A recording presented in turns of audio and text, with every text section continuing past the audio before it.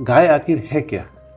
जैसे तुलसी सामान्य वृक्ष नहीं है, पारसमणि सामान्य पत्थर नहीं है, वैसे गाय सामान्य पशु नहीं है। आदमी दिन में कितना समय गोमाता के साथ व्यतीत करे कि वो उसके जीवन के लिए मतलब बड़ा अच्छा है। मानव स्वास्थ्य के लिए गाय का क्या महत्व है वेदों के हिसाब से के शास्त्रों के हिसाब से के या आप जो भी प्रैक्टिस करते हैं उसके अनुसार? जी, तो जहाँ जहाँ कत्ल खाने थे, स्लॉटर हाउस, वहाँ वहाँ के जो वाइब्रेशन लेके उसने देखा तो वहाँ वहाँ भूकंप की मात्रा ज़्यादा थी। स्वस्थ आदमी को कितना घी खाना दिन में ठीक रहता है? जिन जिन कैंसर के रोगियों को केमोथेरापी देने से, रेडियोथेरापी देने से, टारगेट थेरेपी देने से जो एडवर्स इफेक्ट होती है वो सारी की सारी नष्ट हो जाती है। मृत दूध का कभी प्रयोग नहीं करना चाहिए। इसलिए साइंटिस्टों ने यह बताया कि पॉलीथिलीन के बैग में पास्चुराइज किया हुआ दूध जब व्यक्ति सेवन करते तो उसमें कई प्रमाण में कैंसर बढ़ने की संभावना रहती है। सभी को सादर प्रणाम। जय गौ माता, जय गोपाल। गो राष्ट्र यात्रा एक ऐसी यात्रा जिसमें हम चाहते थे कि देश भर में जो गाय पे अनोखे काम हो उनके बारे में जानकारी मिले। अनोखे तो क्या, जो सदियों से होते थे जिन्हें हमने भुला दिया।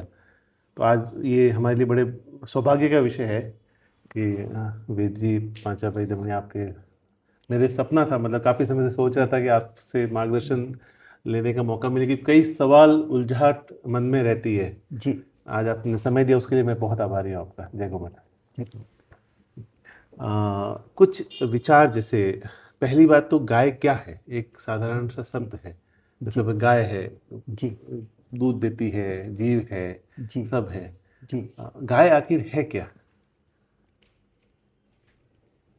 गाय के बारे में पहले हम गाय का जो निरुक्ति देखें ना तो पता चलेगी कि गाय क्या है। संस्कृत में गई शब्द धातु से गाय शब्द की निरुक्ति बताई है मैत्रायणी संहिता में। गई शब्द का मतलब यह होता है कि जिनके माध्यम से हमें शब्द का ज्ञान हुआ। परमपिता परमात्मा ने पहले गौ सृष्टि की उत्पत्ति की, फिर मनुष्य सृष्टि की उत्पत्ति की। गाय ने आकर पहले रंभाया, इनसे मनुष्य को वाचा स्फुरित हुई, तो गाय शब्द धातु से गाय शब्द की निरुक्ति ये बताई है। दूसरा गाय शब्द की निरुक्ति वो है गमलुगतो धातु से। गमलुगतो धातु का मतलब होता है जो सतत गमनशील है, परिभ्रमणशील है और अन्यों को गति प्रगति कराती है, जिनके माध्यम में रहने से मनुष्य की ऊर्ध्वगति होती है, प्रगति होती है, वो गाय है। तीसरा गाय की निरुक्ति है गोवै तिरोभाव धातु से। तिरोभाव धातु का मतलब होता है नाश होना, जिनके माध्यम से रहने से हमारे आसुरी गुणों का नाश होता है और देवी गुणों का उदय होता है, उसे गाय कहते हैं। ये सामवेद के तांड्य ब्राह्मण में बताया है। इस प्रकार गाय शब्द की निरुक्ति के बारे में बताया है। गाय, एक बार भगवान श्री कृष्ण गायों को चराने के लिए जंगल में जा रहे थे, तो यशोदा मैया बोले कि बेटा तू अपना जूता पहन ले। तो भगवान श्री कृष्ण ने बताया कि हमारी गाय को भी जूते पहना दो तो हम जूते पहनेंगे। तो यशोदा मैया ने कहा गाय तो प्राणी है, पशु है। तो भगवान बहुत खिंच गए, बहुत आवेश में आकर उसने कहा कि आपने हमारी जो आराध्य इष्ट देवी गौ माता है उनको पशु कैसे कहा? वो थोड़ा पशु है, वो तो साक्षात प्रकृति स्वरूपा है। वो गाय गाय नहीं है। जैसे तुलसी सामान्य वृक्ष नहीं है, पारसमणि सामान्य पत्थर नहीं है, वैसे गाय सामान्य पशु नहीं है। गाय सबकी इष्ट देवी है। तो इस प्रकार गाय के बारे में कहते हैं कि धरती लोक पे ही गोमाता है, मतलब धरती पे ही गोमाता है। जी, भगवान भी गोमाता के लिए धरती पर आते हैं। जी, पंचगव्य और जी, इसके लिए ये क्या इसके पीछे का? जी। तस्मात् जग्नेरे प्रथमम, यह ऋग्वेद का प्रमाण है। पृथ्वी पर मनुष्य के आजीविका के लिए परमपिता परमात्मा ने सबसे प्रथम गौ सृष्टि की उत्पत्ति की, तदंतर मनुष्य सृष्टि की उत्पत्ति हुई। तो मनुष्य की आजीविका के लिए प्रधान गौ है। गाय से जो हमें तत्व मिलते हैं वो सारा हमारी आजीविका की पूर्ति करती है। न केवल मनुष्य की, अपितु हमारे जो भूलोक है, पृथ्वी है, उन पर बसने वाले सारे जीवों की वो क्षुधापूर्ति करती है। जिसे वृक्ष आयुर्वेद में बताया है या अन्य ग्रंथों में बताया है कि गाय के माध्यम से 84 लाख जीव योनियों की क्षुधापूर्ति होती है। तो गाय सबकी माता है। गाय का पृथ्वी पर अवतरण हुआ। जब प्रकृति आती है तो परमात्मा को आना ही पड़ता है। तो प्रकृति स्वरूपा गाय है। कभी कभी आप राधा जी के चित्र देखोगे तो राधा जी जब भगवान श्री कृष्ण के साथ होगी तो गाय नहीं होगी, जब गाय होगी भगवान श्री कृष्ण के साथ तो राधा जी नहीं होगी। यानी दोनों एक स्वरूप है। प्रकृति, राधा मूल प्रकृति है, वैसे गाय मूल प्रकृति है। तो प्रकृति के पीछे परमात्मा को अवतरण करना पड़ता है। तो गाय के लिए भगवान श्री कृष्ण ने अवतार धारण किया।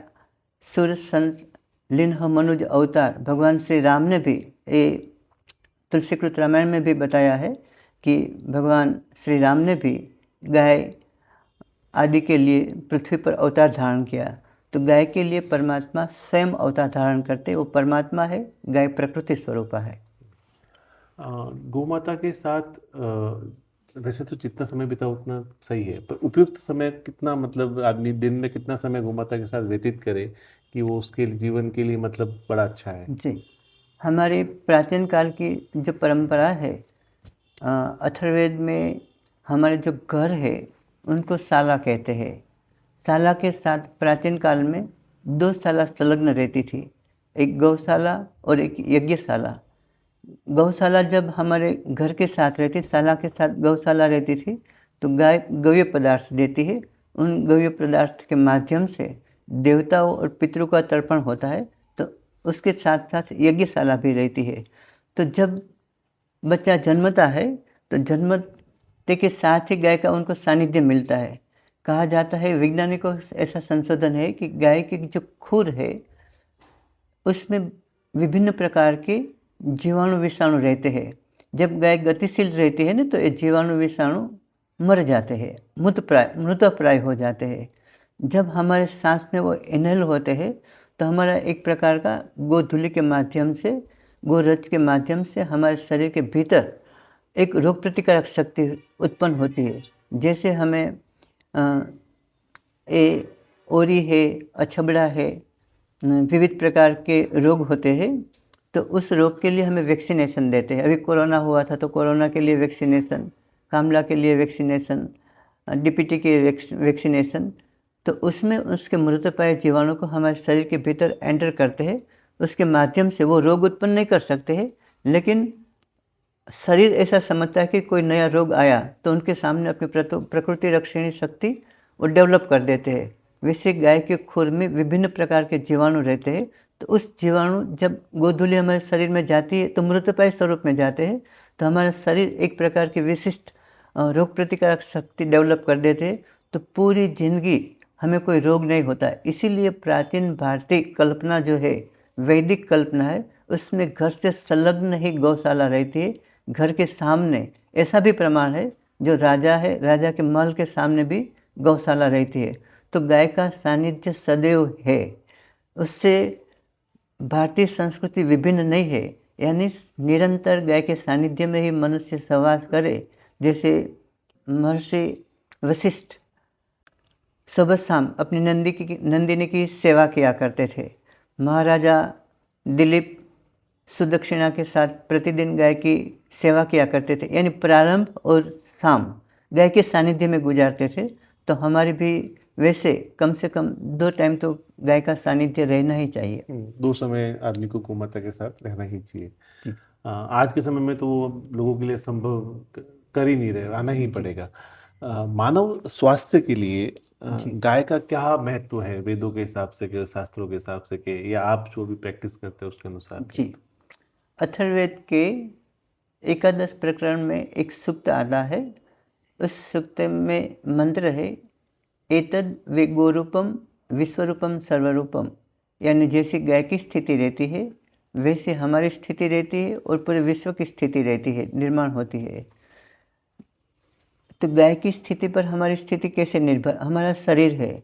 अगर हमें गव्य पदार्थों का सेवन करें तो गाय के माध्यम से हमारे शरीर के जो तत्व न्यून होते हैं या जिनकी वृद्धि होती है उनकी समता उत्पन्न होती है।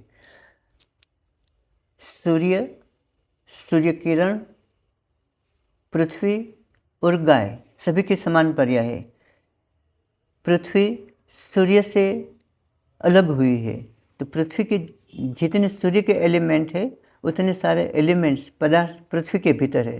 पृथ्वी में जितने एलिमेंट्स है गाय अपने गोग्रास के माध्यम से उसे ग्रहण कर लेती है। फिर जब हम गाय का दूध खाते हैं, दूध पीते हैं, तो दूध के अंदर ये सारे तत्व समाविष्ट हो जाते हैं।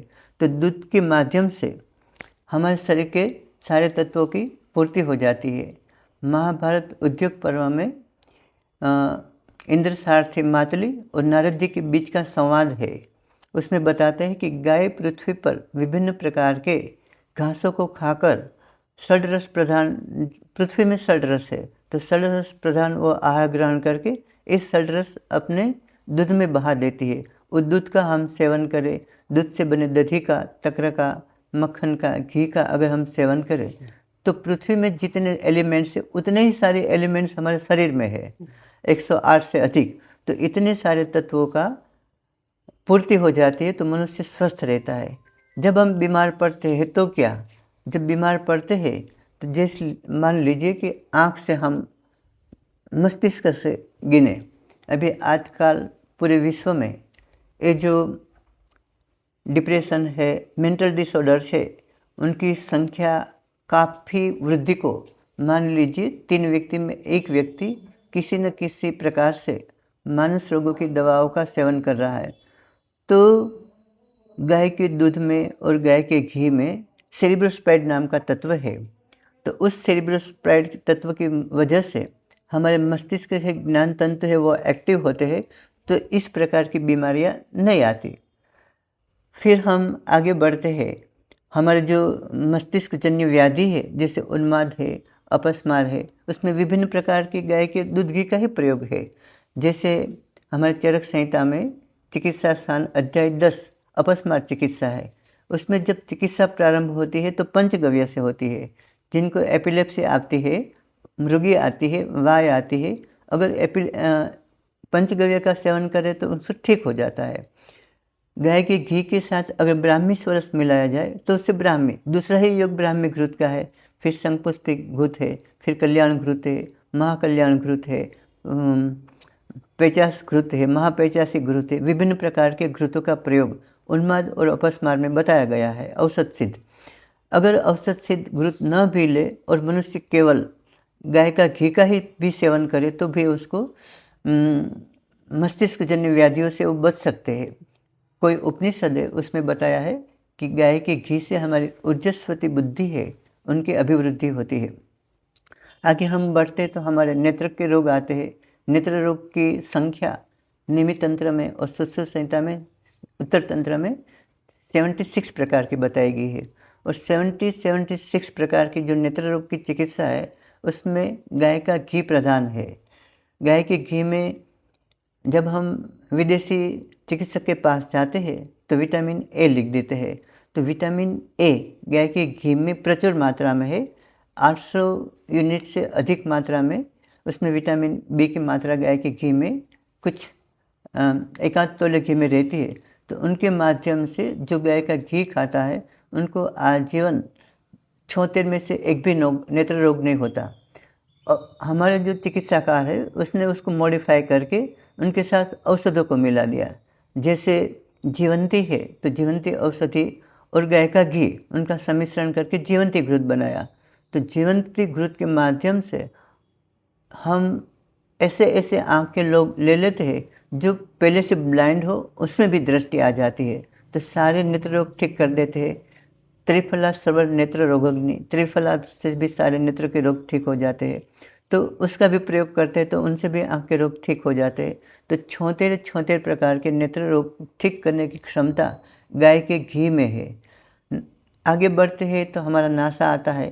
तो नासा रोगेषु पय प्राणम प्रशस्यते, नाक के रोग में गाय का दूध है उत्तम माना जाता है। अगर हमें प्रतिस्याही है तो हम पीते हैं ना हमारे घर वाले, दूध में सूंठी डाल के पिलाते हैं, दूध में अदरक डाल के पिलाते हैं, दूध में हल्दी डाल के पिलाते हैं, सूंठ मरी पीपल डाल के पिलाते हैं।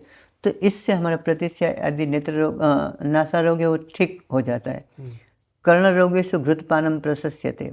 वैसे 67 प्रकार के कर्ण रोग आते हैं, तो सारे के सारे कर्ण रोग की जो चिकित्सा है उसमें भी कर्ण रोगेषु घृतपानम प्रशस्यते। सभी कर्ण रोगों में घी पीना सर्वोत्तम है। हमारे कई प्रकार के पेशेंट आते हैं जो बाधिरी आदि, कर्णनाद आदि, उनको हम बिल्व और दाड़िम पत्र उनको स्वरस निकाल के एक घी सिद्ध करते हैं, उस घृत को कहते हैं बिल्वादि घृत। उनका जब सेवन कराते हैं तो सारे कर्ण रोग है, बाधिरी, कर्णनाद, कर्णस्त्राव, कर्णपोर, कर्णशूल आदि ठीक हो जाते हैं। गौमूत्र थोड़ा सा गुनगुना गर्म करके कान में डालने से कैसा भी कर्णशूल क्यों न हो उसका समन एट ए टाइम हो जाता है। कान में से मवाद निकलते, कान में फंगस है तो भी हम गौमूत्र डालते। गौमूत्र एंटी फंगस है, तो सारा फंगस है, कान में खुजली आना, पस निकलता, वो भी ठीक हो जाते हैं। वैसे आगे हम जाते हैं तो मुख रोग आते हैं, तो मुख रोग में भी गाय का घी प्रधान है। जिससे मुंह में छाले पड़ जाते हैं उन लोगों को हम बताते हैं कि आप बड़े वेले में जो सब्जी होती है, लौकी है, परवल है, तुरई है, गलका है, करेला है, ऐसी सब्जी को घी में संस्कारित करके खाओ। जब वो घी में संस्कारित करके खाते, घी परम पित्त सामक है, वात पित्त समनम न च श्लेष्मवर्धनम। श्लेष्मा की अभिवृद्धि नहीं करता है, तो मुंह के अधिकांश रोग पित्त की अधिकता से होते हैं। तो सारे जीभ के छाले हैं, मुंह के छाले हैं, कंठ के छाले हैं, वो सब ठीक हो जाते हैं। आगे बढ़ते हैं तो हमारा अन्ननली आता है और हमारा आमाशय आता है। आमाशय में भी जैसे हम यहाँ यज्ञ है, यज्ञ में जब घृत की आहुति डालते हैं तो अग्नि प्रज्वलित हो जाता है। उस प्रज्वलित अग्नि हो जाता है तो हमारे वहाँ ऐसी प्रथा थी कि जब हम भोजन करते हैं तो भोजन के प्रारंभ में अपुषण गाय का घी और भात चावल पहले खा लेते, तो हमारी जठराग्नि प्रदीप्त हो जाती है। जब प्रदीप्त हो जाती है फिर हम कैसा भी आहार क्यों ग्रहण न करें, वो उसका सम्यक परिपाक हो जाता है। जब सम्यक परिपाक हो जाता है तो उसका ग्रहण, शोषण, एक धातु से दूसरी धातु में रूपांतर होना, वो सब सम्यक तरीके से हो जाता है। आगे हमारी ग्रहणी आती है, ग्रहणात ग्रहणी। तो तक्रात न किंचित परमम ग्रहणीयम औषधम। तक्रत से बढ़कर कोई ग्रहणी का औषध नहीं है। तो खाने के बाद जब हम गाय की छाछ पीते हैं तो पाचन संस्थान जन्य, ग्रहणी जन्य सारे विकार है वो नष्ट हो जाते हैं। आगे जाते तो छोटे आती है जिनमें से एब्सॉर्प्शन होता है। तो जब स्निग्ध पदार्थ हमारे आहार के साथ मिला रहता है तो एब्सॉर्प्शन की प्रक्रिया बहुत जल्दी से बढ़ जाती है। वैसे आगे जाए तो बृहदांत्र आती है। बृहद में हमारा सार और कीट भाग है वो पृथक हो जाता है। कीट भाग मलाशय में जाता है।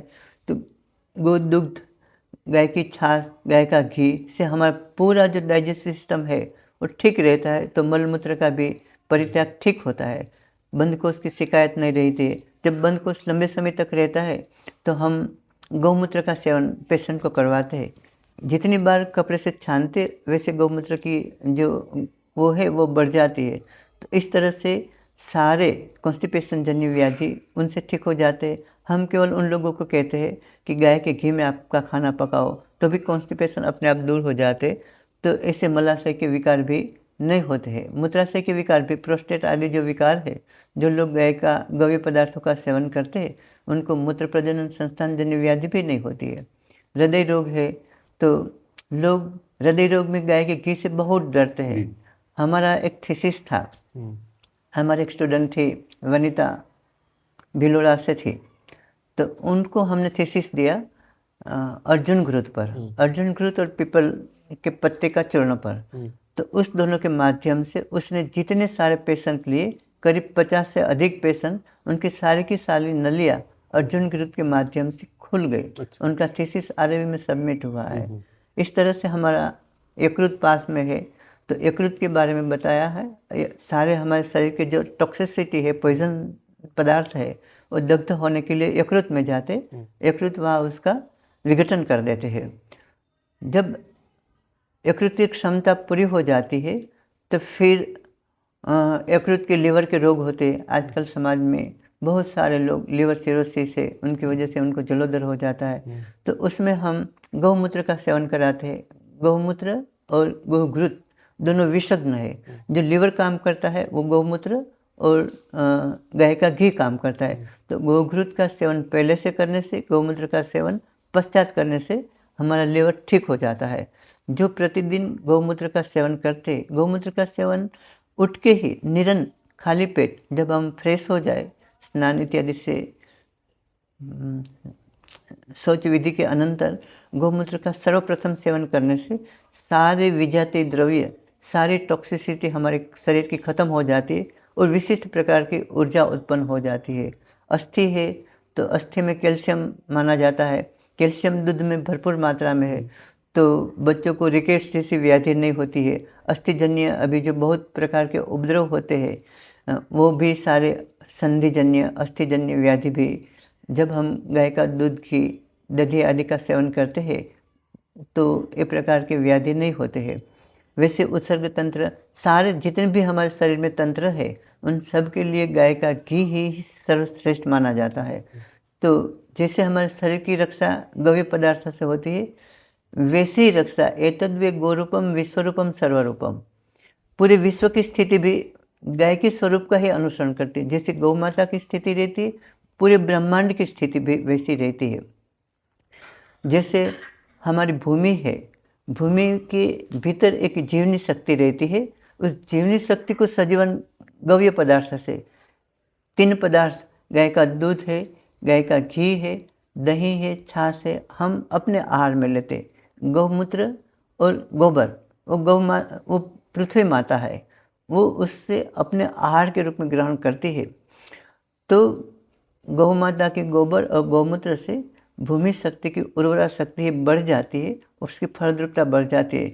तो भूमि की उर्वरा शक्ति के लिए जब पानी का स्तर नीचे चले जाते हैं तो कई कुओं में ऐसे प्रयोग किया जाता है कि ये भस्म है यज्ञ की, उसको डालते हैं तो फिर पानी है उनका शुद्धिकरण भी होता है, पानी का जो स्तर है वो भी ऊपर आ जाता है।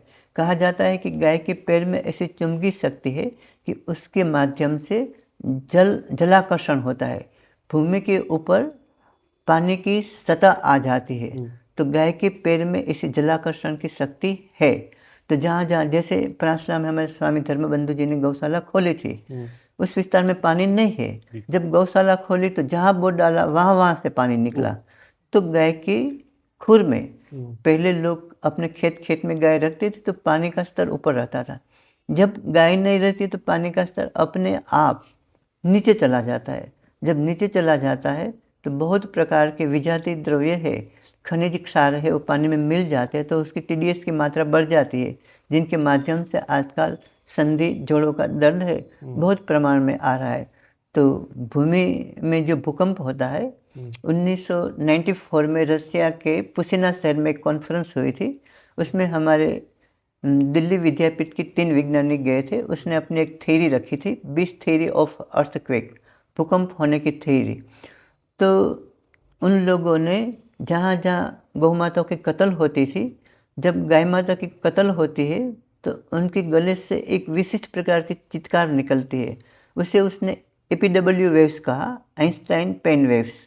जो मरण चीज रहती है उससे पेन की मात्रा बढ़ जाती है तो उनके वाइब्रेशन भूमंडल में व्याप्त हो जाते हैं। जब भूमंडल में व्याप्त हो जाते हैं तो भूमि उसे सहन नहीं कर पाती है, तो वहाँ भूकंप का सर्जन होता है। तो जहाँ जहाँ कत्ल खाने थे, स्लॉटर हाउस, वहाँ के जो वाइब्रेशन लेके उसने देखा तो वहाँ भूकंप की मात्रा ज़्यादा थी। और हमारे ऊपर जो नभोमंडल है, पानी का स्तर है, बादलों का स्तर, जब गाय के घी से यज्ञ करते हैं तो यज्ञाद भवति पर्जन्य, यज्ञ से वृष्टि होती है, भगवान श्री कृष्ण कहते हैं। यज्ञ करते हैं तो उसमें propylene dioxide, ethylene oxide, formaldehyde आदि निकलते हैं। उसमें प्रोपिलीन डाइऑक्साइड है, जब जब अकाल होता है तो उनका छंटकाव बादलों पर करते हैं तो वहाँ से वृष्टि होती है। तो यज्ञाद भवति पर्जन्य, यज्ञ से तो वायु सब निकलता है। अगर घर घर पर यज्ञ वापस होने लगे तो निकामे न पर्जन्य वर्षतु, जितनी आवश्यकता हो उतनी ही वृष्टि होती है। जो राम राज्य में थी, जो अश्वपति के राज्य में थी, जो हमारे देवदास धन्वंतरि के राज्य में थी, वैसे सृष्टि पर का न केवल निकाह में पर्जन्य वस्तु वर्षा ऋतु में सम्यक वृष्टि हो, लेकिन हमारा जो भारत देश है षड ऋतु प्रधान है। वर्षा, शरद, हेमंत, शिशिर और ग्रीष्म। तो 6 ऋतुओं का जो चक्रमण है उसकी स्थिति भी गाय पर ही निर्भर रहती है। तो गाय के माध्यम से हमारा और पूरे भूमंडल का स्वास्थ्य और निर्भर रहता है। इसीलिए प्रति घर गाय थी। जब गाय थी तो प्रति घर, हर घर गाय थी, तो हर घर पूरा स्वस्थ निरोगी था। न निरोगी अपितु दीर्घजीवी था। दीर्घजीवी का मतलब होता है जिस काल में जितना आयुष्य होता है उससे अधिक प्रमाण। कलयुग का प्रमाण मान लीजिए 100 साल का है। अगर हम गव्य पदार्थों का सेवन करें तो 100 साल तो निरोगी रहे, लेकिन 100 से अधिक साल तक हमें बीमार ही नहीं रहे अगर हम गव्य पदार्थों का सेवन करें तो। अगर घर घर गाय रही, घर घर यज्ञशाला रही, तो यज्ञ से जो देवताओं का तर्पण पोषण रहता है, हमारे पृथ्वी माता है, फिर हमारे वायु देवता है, चंद्रमा देवता है, सूर्य देवता है, इस सारे जो 33 प्रकार के देवता है उन सब का पालन पोषण इस अग्निमुखा ही अग्नि के माध्यम से। तो जो हमारे ब्रह्मांड में बसे हुए, अंतरिक्ष में बसे, द्युलोक में बसे सारे देवताओं का पालन पोषण इस यज्ञ के माध्यम से होता है। तो सृष्टि के देवता जब प्रसन्न रहेंगे तो हमारी प्रसन्नता रहेगी। चंद्रमा सम्यक प्रकाश देंगे, सूर्य माँ भगवान सूर्य स्वयं हमें आरोग्य प्रदान करेंगे, वायु देवता हमें सम्यक प्रमाण में प्राणवायु प्रदान करेंगे। तो सबका आयुष्य है 84 लाख जीव योनियों का आरोग्य गौ माता के अधीन है। स्वस्थ आदमी को कितना घी खाना दिन में ठीक रहता है? जी, मात्रा बहुत अगत्य का प्रश्न है। यावत कालम जरा गच्छति, जब आपका घी एक समय का खाना पाचन हो जाए उतना घी लेना चाहिए। लोग घी से डरते हैं। घी स्नेह है, स्नेह प्रेम का प्रतीक है। घी से हमारा शरीर, अगर एक गाड़ी है, आप गाड़ी लेके आए, गाड़ी में अगर ऑयल नहीं रहा तो उनके जो पार्ट्स है उसमें घसारा होगा। वैसे अगर हमारे शरीर में घी नहीं गया तो हमारा शरीर तो करोड़ों कोषों से बना हुआ है। उस प्रत्येक कोष को स्नेहांश नहीं मिला तो वो बिगड़ जाएंगे। इसीलिए जितना हम डाइजेस्ट करें, प्रतिपुरुष पित्त प्रकृति के लोग हैं तो उसको कम मात्रा में घी की आवश्यकता रहती है, उनसे उसका विरेचन हो जाता है। कफ प्रकृति है, वायु प्रकृति है, कफ पित्त सामक है, तो कफ पित्त सामक न च श्लेष्म वर्धनम, तीनों प्रकृति के लोगों के लिए घी प्रतिदिन प्रतिक्षण अनिवार्य है। तो प्रति पुरुष जो जितना डाइजेस्ट करे, जिनसे उसको घृत व्यापद न हो, घृत विकार न हो, इतनी मात्रा उसको सेवन करनी चाहिए। 1 तोला भी ले सकते। हम प्रतिदिन 50 ग्राम से अधिक घृत सेवन करते हैं। तो जो जिनकी पचाने की सामर्थ्य हो वो लेनी चाहिए, लेकिन प्रतिदिन प्रति समय हम अपने प्रत्येक भोजन काल में घी का उपयोग होना ही होना चाहिए। हम बचपन से एक कहानी सुनते थे, या मतलब कहते थे कि दिन भर जब गोपालक गोमाता के पास रहता है तो उसके शरीर में जो भी व्याधि होती है तो वो गोमाता उसको समझ के जब चढ़ने जाती है बाहर, जी, उसी तरह की अनुपात में औषधि, जैसे मैं जैसलमेर बाड़मेर या उस क्षेत्र में कहावत कही जाती है कि उसी प्रकार की औषधि खा के आती है, जिसके आने से वो दूध से या उस गोमाता के उस घर में फिर आने से वो पशुपालक स्वस्थ होता है। इस बात में आप? जी, इस शास्त्र संबंध हमारा जो अध्यात्म विज्ञान है उनसे जुड़ी हुई बात है। वैसे तो आपने शुरू में हमने ये बात बताई, इंद्र सारथी मातली और नारद जी का संवाद जो महाभारत उद्योग पर्व में है। पृथ्वी में जितने एलिमेंट्स है उतने एलिमेंट्स पृथ्वी से उगने वाले पेड़ पौधों में आ जाते हैं। गाय उसे ग्रहण करती है, फिर अपने दूध में बहा देती है, तो सारे एलिमेंट्स हमारे शरीर के भीतर आ जाते हैं। तो जब गव्य पदार्थों का सेवन करते हैं तो हमें औषध की अनिवार्यता रहती ही नहीं। लेकिन कभी कभी ऐसा प्रसंग सुना जाता है कि किसी को हृदय रोग है तो गाय जंगल में जाती है तो अर्जुन के पेड़ को ही खाती है अधिक मात्रा में। हमारा जो आयुर्वेद है उसमें चरक संहिता का 2य अध्याय है वाजीकरण अध्याय। वाजीकरण अध्याय में 4 पाद है, उसमें चतुर्थ पाद है मासपर्ण प्रभृति अध्याय। मासपर्ण प्रभृति अध्याय में बहुत बड़ा संशोधन है। मास यानी उड़द। गाय उड़द की पत्ती खाती है, उड़द का चारा खाती है, तो उसके उड़द में वैसे वाजीकरण शक्ति ज़्यादा है। जब गाय खाती है तो उसके दूध घी में वो तत्व आ जाते हैं। जब निसंतान दंपति इसी गाय के दूध घी का सेवन करेंगे तो उसका वाजीकरण हो जाएगा, उसका पुंसवनन हो जाएगा और उसके बाद संतानोत्पत्ति होगी।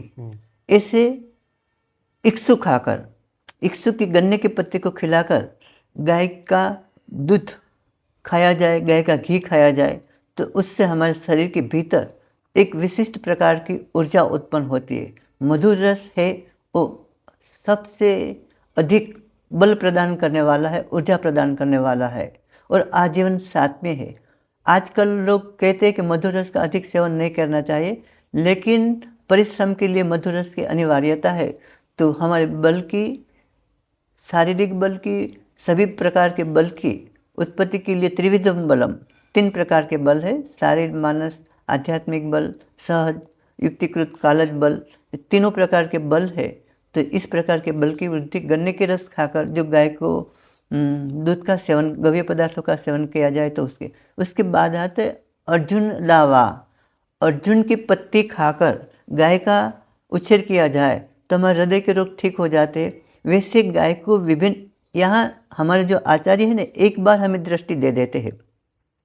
तो इस प्रकार हमारे शरीर में, मान लीजिए किसी को डायबिटीज़ है, आजकल डायबिटीज़ का प्रचलन ज़्यादा है, तो गाय को अगर यव खिलाया जाए, पहले बहुत ऐसा प्रसंग आता है, गाय जौ के खेतों में मुक्त रीत से विहार करे, चरे, जौ का चारा खाए, जौ गाय को खिलाया जाए। हमारा एक प्रसंग है 2015, 1 नवंबर 2015 में हमने गांधीनगर में अश्विनो देवालय की स्थापना की। उसी समय भगवान का जो अन्नाधिवास किया जाए, वो अन्नाधिवास किया गया यव में, 1 टन यव में। इस मूर्ति को 1 टन यव में रखा गया। फिर उस सारे यव है वो गाय को खिलाया गया। उस गाय के गोबर से जो यव निकले उनको साफ करके उसको गौमूत्र की भावना दे दी। इसी 7 भावना दे के हमने एक बहुत बड़ा शिविर वहाँ रखा। उस शिविर में 50 से अधिक लोग इंसुलिन डिपेंडेंट डायबिटीज़ वाले थे। उन सब को पहले दिन ये जौ खिलाया गया। 7 या 9 दिन की शिविर थी। सभी दिन जो आहार में प्रधान यही जौ थे। तो इस जौ के माध्यम से विदिन अ डे सबका इंसुलिन चला गया था।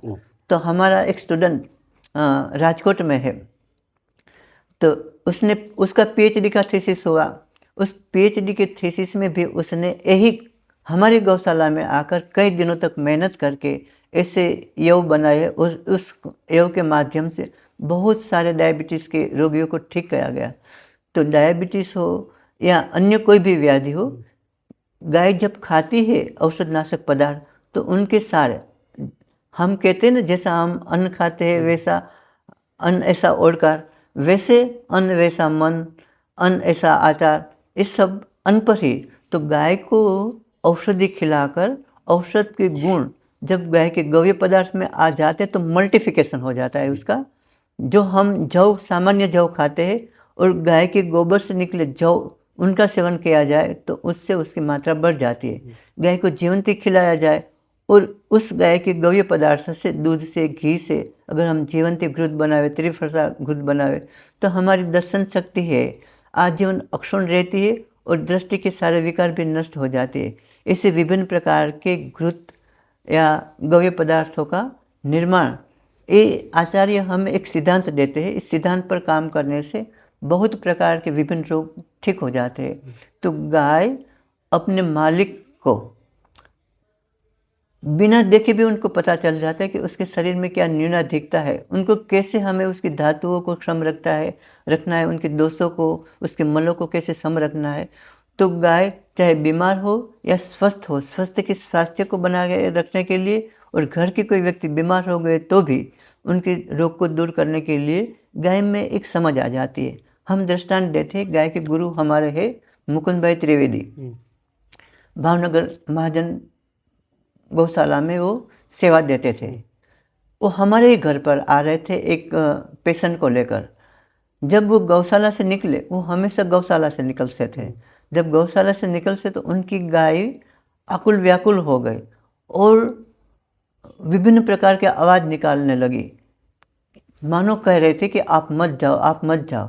फिर भी पेशेंट था, पेशेंट की हालत भी नाजुक थी। वो दोनों रास्ते में आए, भंडारिया तक पहुँचे तो एक्सीडेंट हो गया।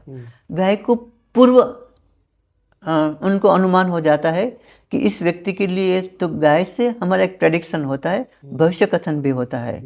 तो हमें भविष्य में न केवल हमें होने वाले रोगों को ठीक करती है, अपितु भविष्य में आने वाले रोगों को भी गाय हमारे रोगों से हमें बचाती है। आने वाले रोगों से तीनों प्रकार के रोग को ठीक करती है। इस तरह की जो बीमारी आजकल आ रही, कैंसर जैसी बीमारी, जी जी जी जी या इस तरह की जो व्याधियाँ भी आ रही है, जी जी। तो इसके लिए घी या इसका कोई ऐसा है फॉर्मुलेशन, या जो कि लगातार आदमी उसको फॉलो करे तो जी कभी ये चीज़ होगी नहीं, ऐसा जी, कुछ? बहुत अच्छा प्रश्न है। आज मोबाइल के माध्यम से या ऐसे विजाणु उपकरणों के माध्यम से, ये मोबाइल के टावर इतने सारे देश भर में खड़े, दुनिया भर में खड़े हैं, तो इस विभिन्न प्रकार के आघातों से हमारे शरीर में कैंसर हो जाता है। असात्मीय आहार से हमारे शरीर में कैंसर हो जाता है। वेगावरोध से हम बाजारू चीज़ें खाते हैं तो उनकी टॉक्सिसिटी हमारे शरीर में जमा हो जाती है, तो उनके परिपाक स्वरूप हमारे शरीर में कैंसर होते हैं। तो कैंसर में घी का क्या रोल है? घृतम विषग्नम, कैंसर है विष के प्रकोप का कारण है, प्रसर का कारण है, उसके व्यक्ति का कारण है। जब हमारे शरीर में विष की टॉक्सिसिटी की मात्रा अधिक हो जाती है तो उस अंगयोग में उसके अनुसार कैंसर की उत्पत्ति हो जाती है। और घृत परम विष शामक है। जैसे हमारा कुचला है, जेर कुचला, उनका शुद्धिकरण करना है तो उसको शुद्ध करने के लिए हम उनको कुछ दिन गौमूत्र में भिगोते हैं। भिगोकर उनको गाय का घी है उसमें उबालते हैं। जब उसमें उबालते हैं तो उसकी सारी टॉक्सिसिटी निकल जाती है। विष से कई विष द्रव्य है, उनका बाहर से हम शुद्धिकरण करने के लिए घी और गौमूत्र का शोधन करते हैं। हमारा ड्रग है वन पलांडु, तो वन पलांडु को शुद्ध करने के लिए हम गौमूत्र में रखते हैं। तो सारी टॉक्सिसिटी गौमूत्र में, और टॉक्सिसिटी का नाश करने का सामर्थ्य गौमूत्र में और गाय के घी में है। जब उनके साथ हम औषधि मिला देते हैं तो घृतम वे शरीर सहस्त्र कर्म कृतम, घी हमारे शरीर में हजारों काम करता है, हजारों काम करता है। घी के तो शास्त्र में 10 गुण बताए गए हैं। जितने हमारे ओज के गुण है, ओज के 10 गुण है और घी के 10 गुण है। ओज और घी दोनों के गुण समान है, तो समान ही वृद्धि सर्वेशम, समान से समान की वृद्धि होती है। जब हम दूध घी का सेवन करते हैं तो हमारे ओज की अभिवृद्धि होती है। जब ओज बढ़ जाता है, प्रकृति रक्षणी शक्ति बढ़ जाती है, व्याधि रक्षणी शक्ति बढ़ जाती है, तो हमारे शरीर में कैंसर पहले होगा ही नहीं। जब अगर हम न खाते हैं और कैंसर की उत्पत्ति हो गई तो उनके शमन के लिए भी गव्य पदार्थ का ही उपयोग बताया है। जैसे हम जगजीवन बापू, हमारे यहाँ पास का सिमर गांव है, वहाँ के एक ऐसे योगी पुरुष थे कि जिसको सृष्टि पर की सारी वनस्पतियों का ज्ञान उसके योग के माध्यम से आ गया था। जैसे नाभि चक्र का विज्ञानम, नाभि चक्र पर ध्यान धरते हैं तो पूरे शरीर की एनाटॉमी और फिजियोलॉजी उनका पता चल जाता है। वैसे कुछ चक्र पर ध्यान करने से सर्वे भूतरु ज्ञानम, पूरे भूमंडल की जो औषधि है उनका ज्ञान हो जाता है। तो जगजीवन बापू उस कक्षा के योगी थे, तो उसने कृष्णावली लिया। कृष्णावली का प्रयोग वो कैंसर में करते थे। कृष्णावली कैंसर की अचूक दवा है। आज भी जगजीवन बापू का एक सिमर में आश्रम है, एक उमरगांव में आश्रम है। उमरगांव में आश्रम से लगातार एक कृष्णावली फ्री ही इतने साल से, उसके जाने के बाद कई सालों से, करीब 30-40 साल से अधिक समय से कृष्णावली बांटी जा रही है। मुंबई आदि बड़े बड़े शहरों से लोग आते हैं, कृष्णावली को ले जाते हैं और बहुत फायदा पाते। उस कृष्णावली को हमने लिया, हमने कृष्णावली को घी में कन्वर्ट किया, कृष्णावली सिद्ध घृत, तो उनके भी बहुत अच्छे रिजल्ट मिले। फिर दूसरा ही औषध हमने जगजीवन बापू की प्रेरणा से मिला, गोमीकंद। गोमीकंद का भी उसने घी में प्रयोग किया है। आज ही हमारा गोमीकंद घृत निर्माण किया है योगानुयोग। आज दूसरा नया भी गोमीकंद आया है। एक कंद जमी के भीतर वाइटिस ट्राइफोलिया नाम की औषधि है, बोटनिकल में वाइटिस ट्राइफोलिया बोलते हैं, एक जंगली द्राक्ष है। उसके कंद निकलते हैं, कभी कभी एक एक वेल से, लता से एक एक मन से भी अधिक निकलते हैं उसके कंद। तो उस कंद को हम घी से साधित करते हैं और कैंसर में देते हैं। बहुत प्रकार के अर्बुद जन्य जो गांठ, जैसे कैंसर की गांठ रहती है वैसे ही उसकी गांठ रहती है, उसका कंद रहता है उनके माध्यम से। जब कृष्णावल्ली जगजीवन बापू लोगों को दिखाते हैं, समुद्र किनारे पे कृष्णावल्ली होती है, इसलिए उनका नाम है, बोटनिकल नाम है सेरिकोस्टिमा इंडिका। सेरिकोस्टिमा इंडिका का मतलब होता है नियर टू कोस्टल एरिया, समुद्र किनारे पर अधिक मात्रा में होने से उसे सेरिकोस्टिमा कहते हैं। तो जब बापू दिखाते हैं तो सब लोगों को कहते हैं, देखो भाई ये औषधि कैसी है, जैसे कैंसर का आकार रहता है, कैंसर का एक उत्पत्ति स्थान रहता है, फिर पूरे शरीर में उनका प्रसार हो जाता है, वैसे ये वनस्पति उगकर चारों ओर उनका प्रसार हो जाता है। जब हम लेने के लिए जाते हैं ना बंदर एरिया पर, तो उनका ही वन रहता है, वही औषधि, केवल वही औषधि अकेली रहती है। तो कैंसर जैसा आकार प्रकार है। और हमारे गुजरात आयुर्वेद यूनिवर्सिटी में 2 थीसिस हुए, एक एमडी के और एक पीएचडी के, दोनों कृष्णावल्ली पर हुए और दोनों में उनकी एंटी कार्सिनोजेनिक इफेक्ट सबसे ज़्यादा। हमारा ही एक स्टूडेंट था भावनगर यूनिवर्सिटी में, बायोकेमिस्ट्री में था, तो उसने भी थीसिस कृष्णावल्ली पर लिया। पूजन वैष्णव उसका नाम है, आज मुंबई में है। तो उसने कृष्णावल्ली में जितने सारे एलिमेंट से उसका प्रयोगशाली परीक्षण किया, इन्वेस्टिगेशन किया, कृष्णावल्ली के भीतर क्या क्या है, तो उसने बताया कि जितने सारे रत्न है वो कृष्णावल्ली में है। जगजीवन बापू क्या कहते, देखो भाई ये कृष्णावल्ली को इस समुद्र किनारे आई है, समुद्र है, सारे रत्नों की खान है, इसलिए समुद्र को रत्नाकर कहते हैं। तो सारे रत्न का गुण इस समुद्र किनारे उगने वाली औषधि में परमात्मा ने अनायास उसमें प्रत्यारोपित कर दिए है। तो सारे रत्न के गुण उसमें पाए गए। जो रत्न है, जैसे किसी को कैंसर हुआ तो आयुर्वेद में सब लोग हीरक भस्म देते हैं। हीरक भस्म है, वो हीरा का तत्व तो कृष्णावल्ली में है। जितने भी प्रीशियस स्टोन है सारे के सारे तत्व कृष्णावल्ली के भीतर पाए गए, जिसमें हम सर्वरत्न पिष्ठी देते हैं, सर्वरत्न का योग बना के देते हैं कैंसर की चिकित्सा में, तो वो कृष्णावल्ली में आ जाते हैं। अगर हम घृत में सिद्ध कर ले तो उनकी पोटेंसी कई गुना अधिक बढ़ जाती है। वैसे हम हेमकंद का प्रयोग करते हैं, हेमकंद घृत बनाते हैं, उसको घी में सिद्ध करते हैं।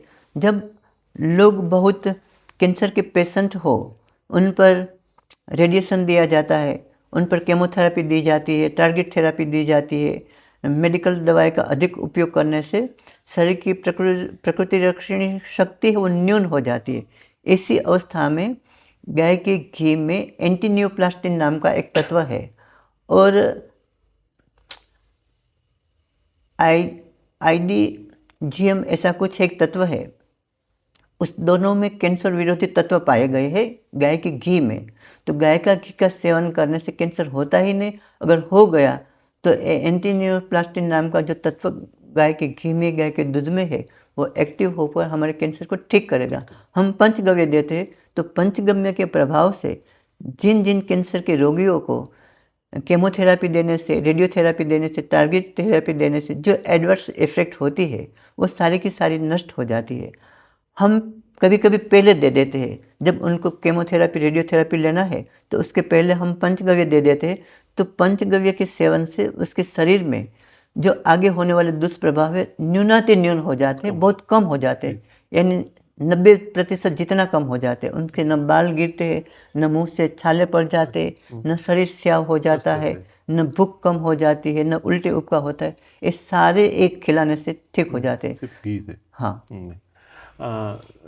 एक विशेष जानकारी सभी लोग ये चाहते थे, गाय की दूध का और ये प्रयोग कितने समय के बाद में हाथों हाथ करना चाहिए, थोड़े समय बाद करें, और छोटे बच्चों को कब दूध शुरू कर सकते हैं गाय का दूध? ये यजुर्वेद में त्रित ऋषि है, उसने सूक्त दिया है, उसका नाम है इदम पयो अमृतम। एक गाय का दूध है वो अमृत है। महाभारत में अरण्य पर्व आता है। अरण्य पर्व के भीतर एक आरण्य पर्व आता है। आरण्य पर्व में जब कुंता माता को प्यास लगती है तो छोटे भाई को भेजते नकुल को कि जाओ पानी ढूंढ के लाओ। नकुल जाते हैं तो वहाँ सरोवर में पानी भरते हैं तो एक जीव बाहर निकलता है, उसे कहते पानी मत पियो, पानी मत भरो, ये हमारा सरोवर है, पहले हमारे प्रश्न का उत्तर दो। वो तो पांडव थे नहीं, बल का अभिमान रखने वाले थे, तो उसने पानी भर लिया और पानी पिया तो मूर्छित होकर पड़ गए। वैसे क्रमशः चारों भाई आए और चारों भाई मूर्छित होकर पड़ गए। अंत में युधिष्ठिर आते हैं, तो युधिष्ठिर जब पानी भरने लगे तब वो यक्ष निकला तालाब से और पूछते हैं कि पहले हमारे प्रश्न के उत्तर दो, फिर पानी पियो और फिर पानी ले जाओ। तो युधिष्ठिर पूछते हैं आपके प्रश्न बताइए। तो उस प्रश्न में पूछते किम अमृतम, पृथ्वी अमृत क्या है। तो युधिष्ठिर जवाब देते हैं पयो अमृतम, गाय का दूध है वो पृथ्वी पर का अमृत है। गाय के दूध में अमृत का आविर्भाव कैसे होता है। गाय का एक नाम है सौम्य तथा सूर्य। सौम्य है चंद्रमा, चंद्रमा में अमृत है। सूर्य है भगवान सूर्य, सूर्य में अमृत है। जब राहु है ना, वो भगवान सूर्य और चंद्रमा के बीच में आकर बैठ गए थे और उसने भी अमृत पान कर लिया तो उनका सिर छेदन हो गया।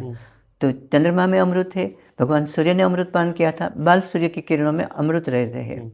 तो बाल सूर्य की किरणों में हम जब पेशेंट आते हैं ना तो उनको कहते हैं कि आप सूर्य, कैंसर के पेशेंट आते हैं कि सूर्य को अर्घ्य दो।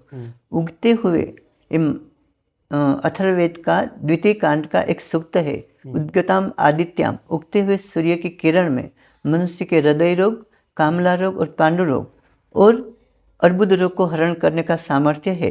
तो उगते हुए सूर्य में वैज्ञानिकों ने जांच की तो उसमें अल्ट्रावायलेट रेस है और दूसरा एक वेव्स है। तो दोनों के माध्यम से कैंसर की सारवार की जाती है। जब उगते हुए सूर्य को एक मुहूर्त के भीतर यानी 45 मिनट तक उनको अर्घ्य दिया जाए तो वो किरण हमारे शरीर में पानी में से छनकर शरीर में प्रवेश करेंगे। तब वो हमारे शरीर का जो केमोथेरेपी से सारवार करते उसी सारवार उनको मिल जाएगी, तो उनसे कैंसर का उपशमन हो जाएगा। तो इसी प्रकार कैंसर का उपशमन गव्य पदार्थों के माध्यम से हो जाता है। तो हम बताना चाहते थे कि सूर्य में अमृत है, चंद्रमा में अमृत है। हमारी गुरुचि है, गुरुचि लता गाय खाती है, उसमें अमृत है। आंवला भी गाय खाती है। कई लोग, एक गोपाल भाई आदि लोग हैं ना अपने गौशाला में, तो आंवले का फल भी डालते हैं। आंवला अपना जो गाय के लिए खाद्य पदार्थ निर्माण करते हैं उसमें आंवलकी के फल भी डालते हैं, तो गाय को विटामिन सी मिल जाता है। तो आंवला में अमृत है, तांबुल में अमृत है, हरी तकी में अमृत है।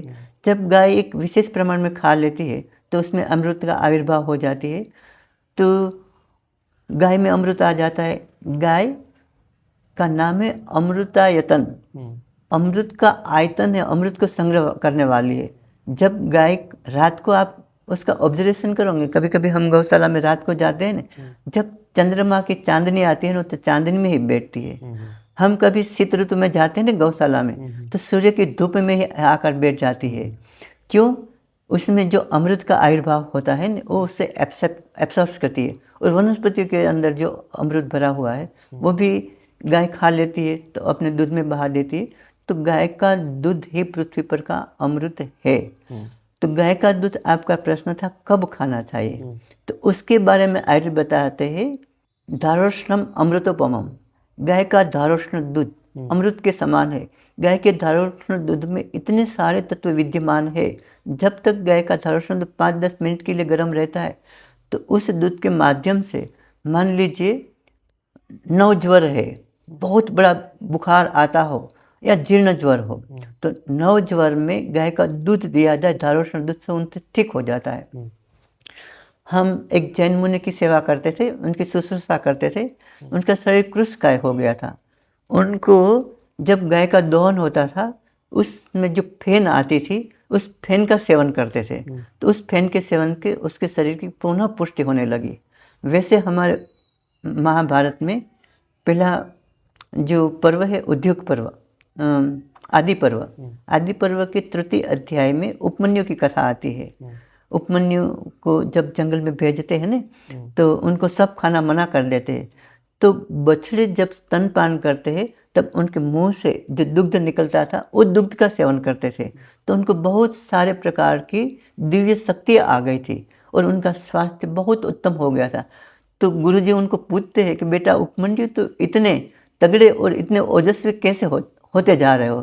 तो उपमन्यु बताते हैं कि मैं गाय के बछड़े के जो झाग जरते उस झाग का सेवन करते।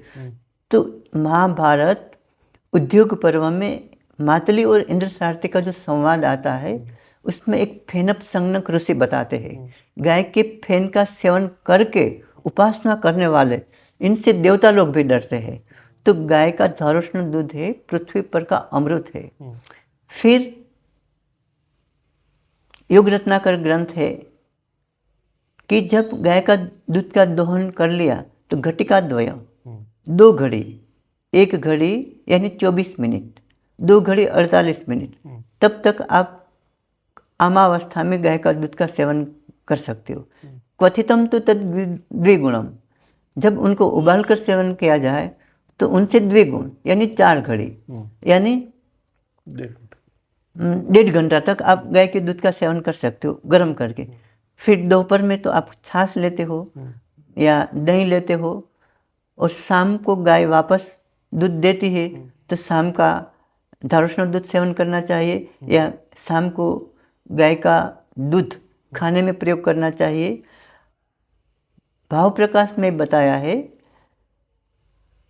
कि रात्रि के समय सेवन किया हुआ गौदूध अनेक प्रकार के रोग, अनेक प्रकार के दोष का शमन करता है। तो रात्रि में अवश्य गाय का दूध घी का सेवन करना चाहिए, दूध में घी मिलाकर सेवन करना चाहिए।